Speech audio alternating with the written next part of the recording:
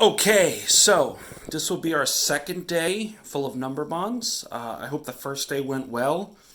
And remember, if you're not understanding number bonds right away, that's okay. You're not supposed to. It's going to take a little while to learn. So the more practice you have, the more familiar you'll become with it.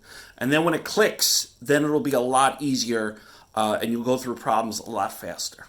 Okay, so today the learning target involves the number 4. All right, now remember the 4 could go anywhere, a part, a whole. It depends on what the question is. All right, so let me give you an example of what might help you if you end up getting a word problem with the number 4 in it. All right, sometimes it'll sound like this. John has 3 pennies. Bill has 1 penny. How many pennies do they have in all? So if that's the case, like I said before, it just so happens that I'm using the pennies, which you are certainly most likely you can do yourself if you'd like to. Now, the question that I just asked has to do with how many they have in all. So I know there's a kid named John, and I know there's a kid named Bill. So what I can do is I can do 3, and I can do 1. Those were my two. Okay, I had John and Bill in there, and I had the numbers 3 and 1 as my parts. And they want to know how many are there in all. All right, so all meaning all together. So as you're reading the problem or you're listening to it, you want to think to yourself, don't just go by what the word says. What you want to do is think about it. Well, there's 2 kids there. One has a group of 3, another has a group of 1. How can we find how many they have in all? So one of the best things to do is, before you move anything, you can take, let me see if this one works. You have your 3 and your 1. Okay? Now before you write the numerals are when you write out the numbers just like this. That's called a numeral. But the actual number, or what the number is worth, is represented over here. And this might be easier to work with as you're first learning number bonds. So, as you put them, if you're comfortable with these numerals, write them here. So you have your 3 and your 1. And as we talked about yesterday, if you want to find out what the whole is, you can take your 3 and your 1, and you can move them up to the top just like that. Okay? So as you move your 3 and 1 up to the top, you'll notice you can count them all together. 1, 2, 3, 4. You take this here, you need to know the 4. You put it in like this, just like that. Now, let's try a different problem.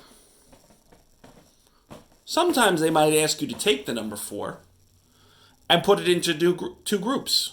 Okay, yesterday we worked with the number 3. This is the number 4. Sometimes they might give you the number 9 and ask you to put it into 2 parts.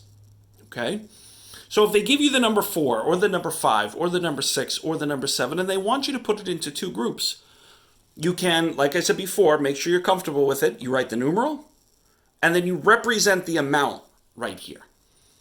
And sometimes they might give you a choice because we're just learning to what's called decompose. And decompose just means break apart. So we have the number 4. We'd like to break it apart into pieces.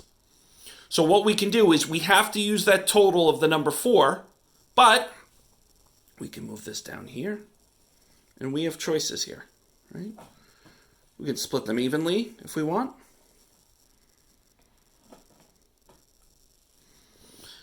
And now I have 2 parts.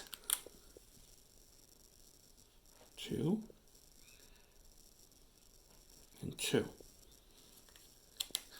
Now, if I'm unsure whether that number bond is correct or not, what I can do is, just to make sure, I can go the other way and I can what's called compose the numbers.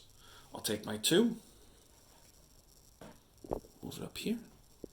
I'll take another 2, move it up here, and there's my 4. Okay?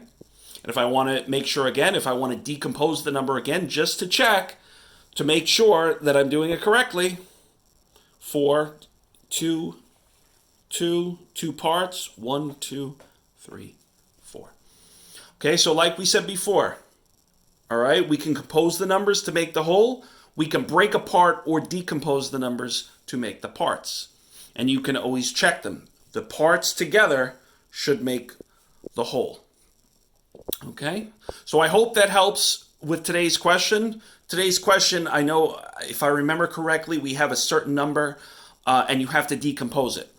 So make sure you use those pennies. If it gives you the number 5, only take out 5 pennies for the whole. So if you find out that the whole is 5 and you have to decompose them into 2 parts, take out 5 pennies and then just break them up in whatever way the problem says. Okay? That's all. Thank you.